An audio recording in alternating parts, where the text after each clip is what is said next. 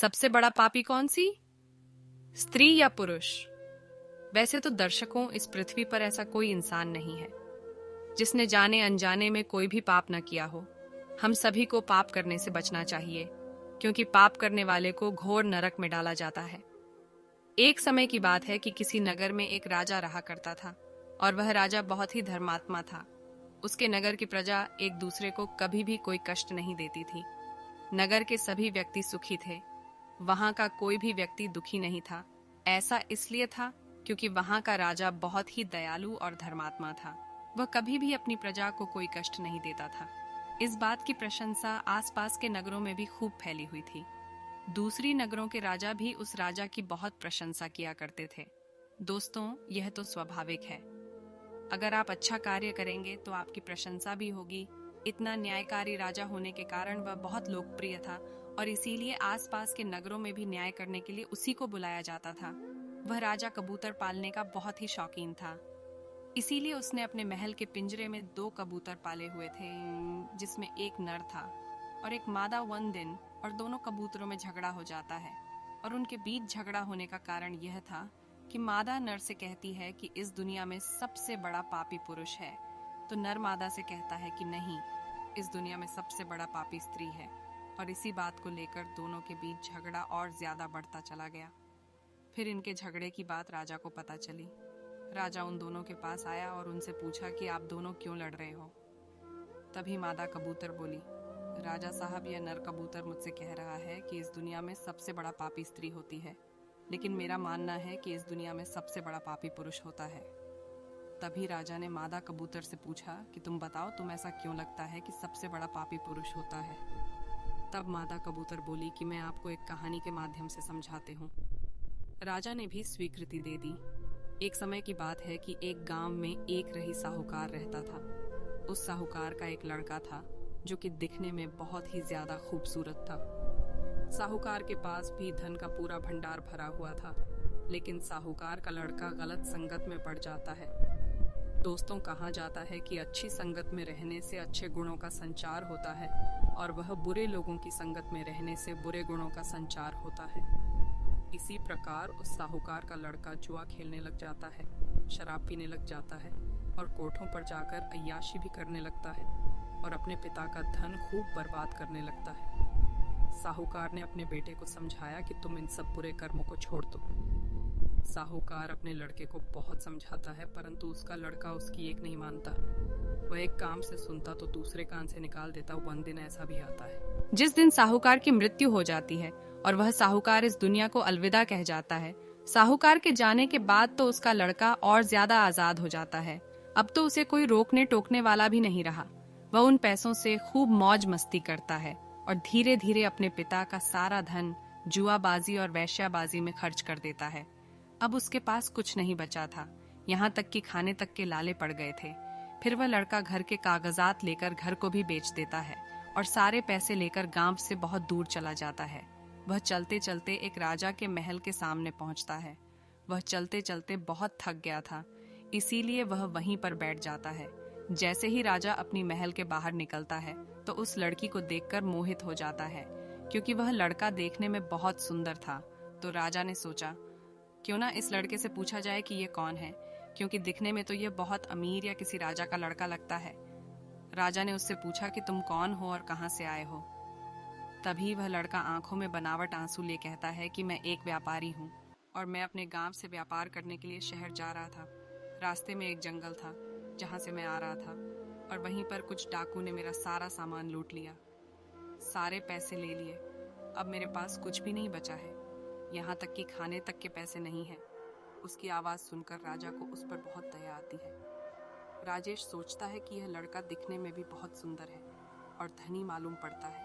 क्यों ना हम अपनी बेटी की शादी इससे कर दें, क्योंकि हमारी बेटी और यह लड़का दोनों ही इस विवाह योग्य लग रहे हैं, और हमारे मरने के बाद तो यह हमारा राज्य संभाल लेगा, क्योंकि राजा के कोई लड़का नहीं था।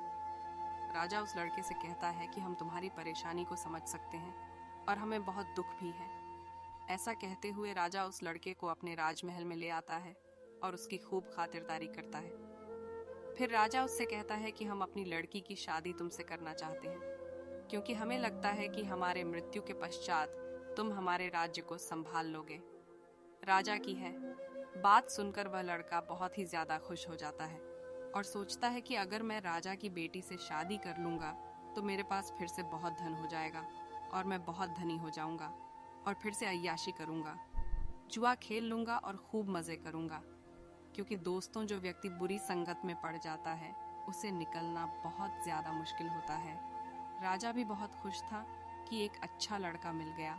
उसे अपनी बेटी के लिए राजा एक अच्छा मुहूर्त देखकर अपनी बेटी की शादी उस लड़के से करवा देते हैं। शादी होने के बाद राजा लड़के से कहते हैं कि मैं तुम्हें खूब सारा धन दे रहा हूँ और अब तुम अपने घर यानी कि अपनी माता पिता के पास जाओ। जब मेरा मृत्यु का समय आएगा तो हम तुमको बुलवा फिर तुम यहाँ पर राज करना। राजा की बेटी के पास भी बहुत सारे सोने के आभूषण थे और राजा ने उस लड़के को भी बहुत सारा धन दे दिया। अब वह लड़का राजा की बेटी को लेकर चल पड़ा, परंतु उस लड़के के पास तो कोई घर ही नहीं था क्योंकि उसने तो वह बेच दिया था। फिर भी वह अपनी पत्नी के साथ चलता रहता है और चलते चलते एक जंगल में आ जाता है। तभी वह अपनी पत्नी से कहता है कि यहाँ पर बहुत सारे डाकू रहते हैं। पहले भी इसी तरह मेरा बहुत सारा धन उन्होंने मुझसे छीन लिया था। तुमने ये जो हीरे जवाहरात के आभूषण पहने हैं इसे तुम मुझे दे दो, मैं अपने पास सुरक्षित रख लूंगा, जिससे डाकू की नजर इन पर नहीं पड़ेगी और यह बच जाएंगे। राजा की बेटी उस लड़के की बात पर यकीन कर लेती है और अपने सारे आभूषण उसे दे देती है। उसके बाद चलते चलते बाइक कुछ दूरी पर आराम करने लग जाते हैं। आराम करते करते नौकर और नौकरानी और उसकी पत्नी को भी नींद आ जाती है। मौका पाते ही वह लड़का नौकर और नौकरानी की तलवार से हत्या कर देता है और अपनी पत्नी को किसी कुएं में डाल देता है और वहां से सारा जवाहरात लेकर फरार हो जाता है। राजा की बेटी कुएं में से चिल्लाती है। तभी वहां से एक व्यक्ति गुजर रहा होता है। वह लड़की की आवाज सुनकर कुएं के पास आता है तो राजा की बेटी उसे कहती है कि आप हमें बचा लीजिए, हम बहुत परेशानी में हैं। तो उस व्यक्ति को दया आ जाती है और वह जैसे तैसे करके राजा की बेटी को कुएं से बाहर निकाल देता है। फिर राजा की लड़की वापस अपने राजमहल आ जाती है। राजा अपनी बेटी से पूछता है कि तुम वापस क्यों आ गई बेटी, और तुम्हारे पति कहाँ हैं? तभी वह लड़की सोचती है कि हम पतिव्रता है, अगर हमें सच बता दिया तो पिताजी उसे कहीं से भी ढूंढ कर मार देंगे। इसलिए वह अपने पिता से कहती है कि जाते वक्त रास्ते में उन्हें कुछ डाकू मिल गए थे और उन डाकू ने नौकर और नौकरानी को मार दिया और सारा धन दौलत वह लूट कर ले गए और पति का कुछ अता पता नहीं है। इसके बाद वह लड़की अपने राजमहल में ही रहने लगती है और इधर वह लड़का उस सारे धन दौलत को अपने अय्याशी और जुआबाजी में फिर से डुबो देता है। अब उसके पास कुछ भी पैसे नहीं बचते। वह फिर से अपने ससुराल की ओर निकल पड़ता है और मन में सोचता है कि वह वहां जाकर कहेगा कि राजा साहब आप नाना बनने वाले हैं और कुछ धन मांगेगा, जिससे वह फिर से धनी हो जाएगा। और ऐसे ही चलते चलते बारात महल के पास पहुंच जाता है। लेकिन जैसे ही वहां पहुंचता है देखता है कि दरवाजे पर उसकी पत्नी खड़ी है। वह उसे देखकर बहुत चौंक जाता है और सोचता है कि इसे तो हमने मार दिया था। तभी उसकी पत्नी कहती है कि डरिए मत, हमने पिताजी को कुछ नहीं बताया है। का भी सिर धड़ से अलग कर देता है और बहुत सारा धन लेकर राजमहल से फरार हो जाता है। इस कहानी कुछ सुनाते हुए मादा कबूतर राजा से कहती है कि राजा साहब, उस राजा और उस राजा की बेटी ने उसकी कितनी मदद की, लेकिन वह अय्याश लड़ेदहाका बहुत बेशर्म था। उसने सबके साथ बहुत गलत किया, इसीलिए इस दुनिया का सबसे बड़ा पापी पुरुष होता है। फिर राजा ने नर कबूतर से पूछा तो उसने भी एक कहानी सुना दी और अंत में कहा कि इसीलिए स्त्री इस दुनिया की सबसे बड़ा पापी है। तब राजा उन दोनों की बात सुनकर कहता है कि मैं आज तुम्हें बताता हूँ कि इस दुनिया का सबसे बड़ा पापी कौन है। राजा कहता है कि इस दुनिया का सबसे बड़ा पापी पाप करने वाला होता है, फिर चाहे वह स्त्री हो या पुरुष जो गरीबों को सताता है, अपने शिष्टाचार को भूल जाता है, गलत संगत में पड़ जाता है और किसी के मान सम्मान को ठेस पहुंचाता है, जो अपनी संस्कृति को भूल जाता है, वह दुष्ट और पापी होता है, फिर चाहे वह स्त्री हो या पुरुष।